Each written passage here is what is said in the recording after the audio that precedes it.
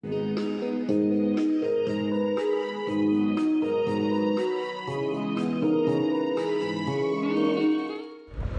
of the first conditions of happiness is that the link between man and nature shall not be broken. Man comes into contact with nature right from the birth, and it becomes important to conserve natural resources to protect the nature of the earth. Good morning everyone present here. This is Namrata Ganeriwala from class 7A. Today, the theme of our assembly is on World Nature Conservation Day. World Nature Conservation Day is celebrated on 28 July every year. Nature conservation means care and protection of Earth's natural resources like air, water, minerals, plants, soil and wildlife. They can be preserved for future generations. Actually, this day is celebrated to create awareness about the Earth's natural resources and other environmental issues. Let's proceed the assembly. Here I would like to call Pranjal for Gayatri Mantra. Good morning everyone.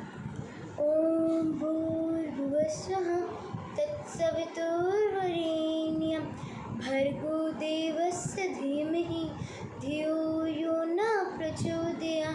Om Bhurvuvasvaha Tatsaviturvarenyam Bhargo Devasya Dhimahi Dhiyo Yo Na Prachodaya. Thank you Pranjal. Now I would like to call Arav and Ayan for today's morning prayer. Good morning everyone.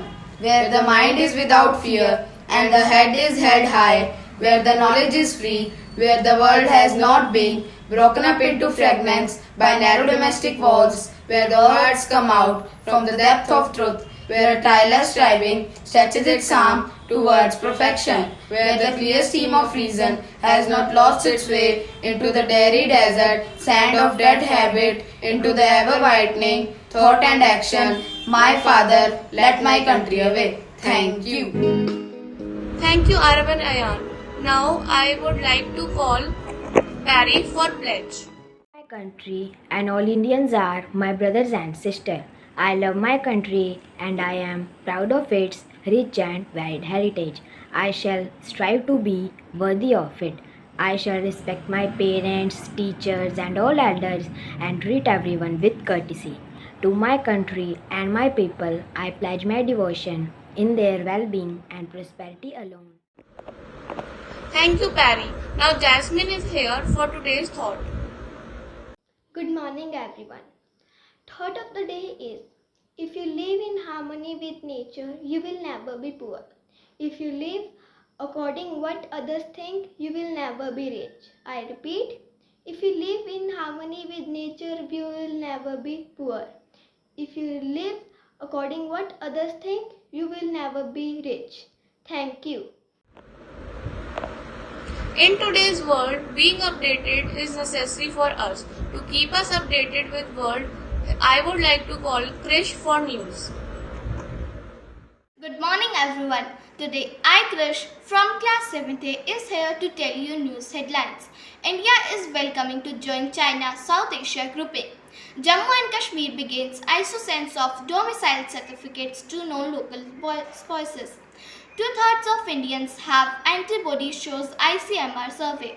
Mood forming reasons seen around exoplanet for the first time. Now some campus news. Delhi Public School is reopening from 2nd August for classes 6 to 12. All the students should wear masks and have pocket sanitizer while coming to schools. Parents are hereby informed that the stock of summer uniform and stationery are readily available at tuck shop outside the school premises Delhi Public School and are also made available at Khurana Pustak Bhandar Banala Road. And online classes are resuming from today onwards. Thank you and have a nice day ahead. Thank you Krish. Now I would like to call Kashika for the short story on World Nature Conservation Day.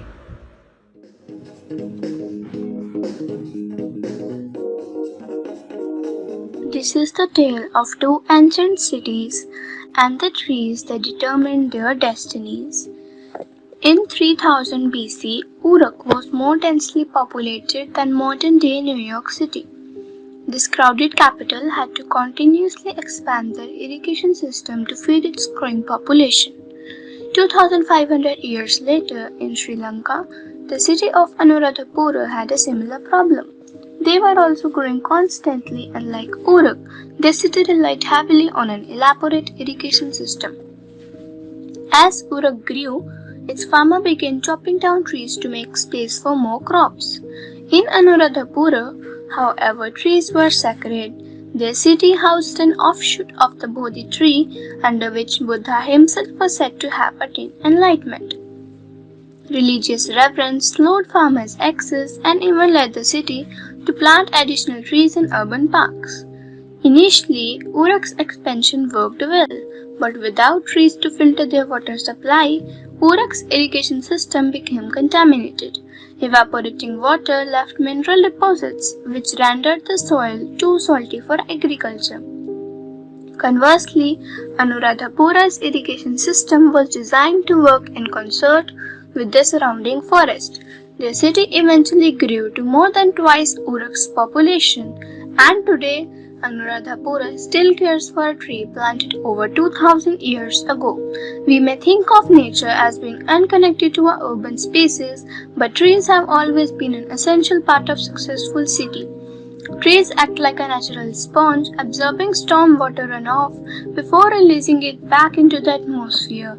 The webs of their roots protect against mudslide while allowing soil to retain water and filter out toxins. Roots help prevent floods while reducing the need for storm drains and water treatment plants. Their porous leaves purify the air by trapping carbon and other pollutants, making them essential in the fight against climate change. Humanity has been uncovering these arboreal benefits for centuries, but trees aren't just crucial to the health of a city's infrastructure. They play a vital role in the health of its citizens as well. In the 1870s, Manhattan had few trees outside the island's park. Without trees to provide shade, buildings absorbed up to 9 times more solar radiation during deadly summer heat waves.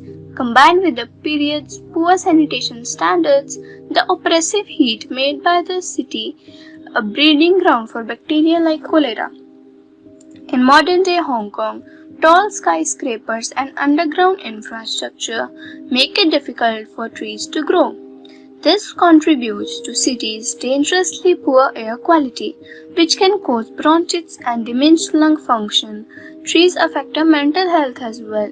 Research indicates that presence of green foliage increases attention spans and decreases stress level. It's even been shown that hospital patients with views of brick walls recover more slowly than those with views of trees. Fortunately, many cities are full of views like this, and that's no accident. As early as the 18th century, city planners began to embrace the importance of urban trees. In 1733, Colonel James Oglethorpe planned the city of Savannah, Georgia, to ensure that no neighborhood was more than a 2-minute walk from a park. After World War II, Confagan directed all new development along 5 arteries, each sandwiched between a park. And urban trees don't just benefit people. Portland's Forest Park preserved the region's natural biodiversity, making the city home to various local plants, 112 bird species and 62 species of mammals. No city is more committed to trees than Singapore. Since 1967, Singapore's government has planted over 1.2 million trees, including those within 50-meter tall vertical gardens called super trees. These structures sustain themselves and nearby conservatories with solar energy and collected rainwater. Trees and vegetation currently over 50% of Singapore's landmass, reducing the need for air conditioning and encouraging low pollution transportation. By 2050, it is estimated that over 65% of the world will be living in cities. City planners can lay an eco-friendly foundation, but it's up to the people who live in these urban forests to make them homes for more than humans.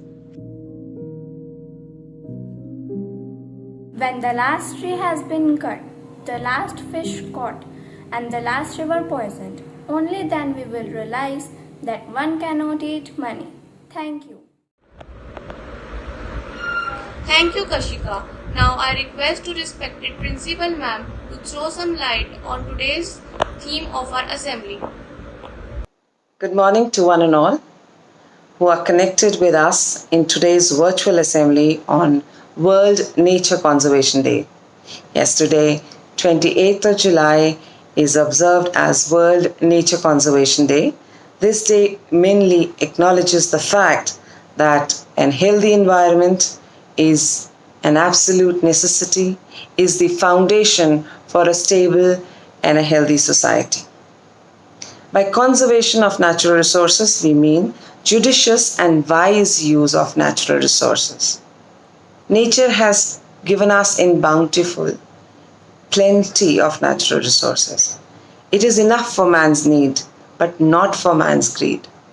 And just because of this greed, this overexploitation, we are depleting the natural resources to an extent that we are to face dire consequences of it. So, dear students, this is the need of the hour, that we acknowledge the fact that our survival on this earth is because of the natural resources. I agree. We have progressed immensely in last 200 years. What we were not able to achieve in last 2000 years, we have achieved in last 200 years. But this technological advancement, this development, this progress had come with a cost. And at what cost? This is the cost of neglecting the earth, neglecting the nature, the natural resources, to the extent that we are going to face threat. There'll be a threat to mankind, there'll be a threat to life on this planet.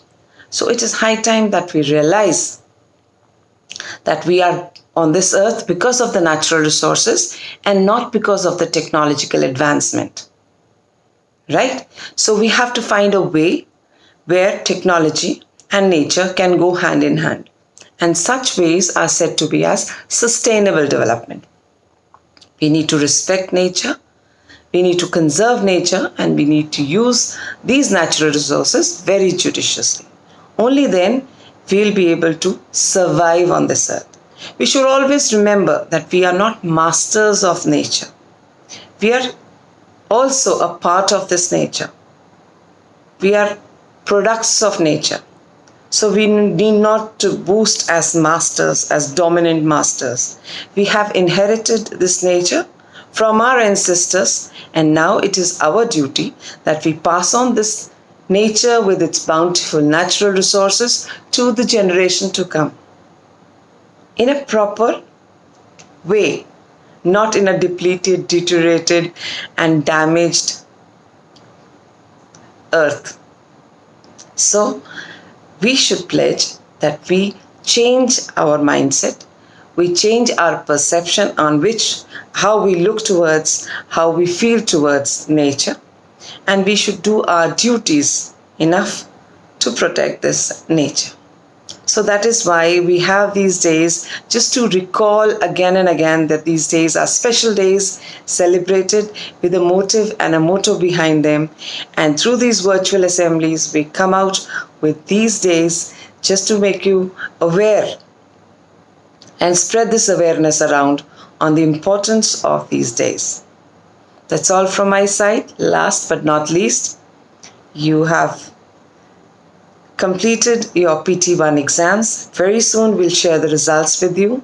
Today teachers are going to discuss some question papers also with you all. And very soon, by the end of this month and 1st of August, we are going to have a PTM. A circular will be floated soon. And last but not the least, we're happy to have you back in the school. We start our physical schools. Schools reopen from 2nd of August. Thank you, ma'am, for giving us such a valuable information. Last but not least, be ready with National Anthem. Ready?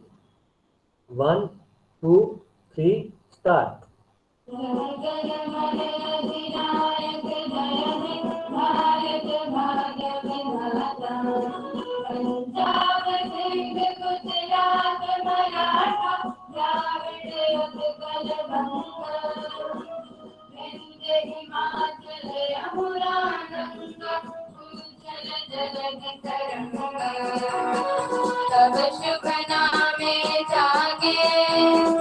कब शुभ आशीष मांगे, गाहे कब जय गाथा।